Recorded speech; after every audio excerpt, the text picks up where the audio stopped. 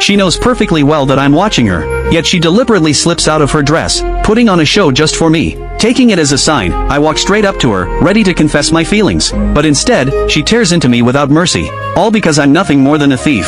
Della does like me, but she looks down on what I am, determined to prove myself and win her over. I team up with my friends to start transporting bootleg liquor. At first, the liquor dealers don't trust a bunch of kids like us. That is, until I pull out a small invention of my own. I tie balloons and bags of salt to the liquor crates, and toss them into the water. Once the salt dissolves, the crates resurface on their own. With that trick, we successfully smuggle our first shipment. And before long, we're making more and more money. 10 years pass in the blink of an eye. I've become a successful underground businessman, and Della has risen to fame as a major star. When we meet again, she's genuinely happy for me.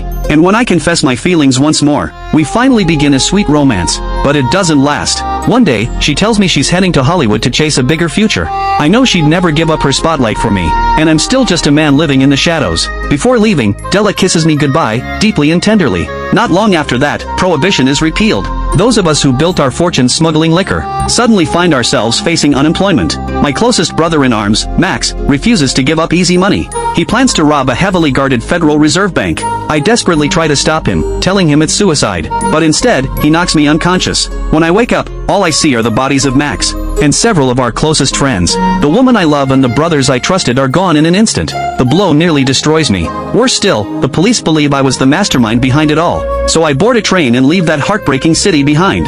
35 years later, I finally return. That's when I see Della again, now elderly, yet still a legendary star. Strangely, I feel nothing like I once did. She greets me hesitantly, as if she has something on her mind. Then I see her son, and he looks exactly like Max. In that moment, everything becomes clear. Max never died.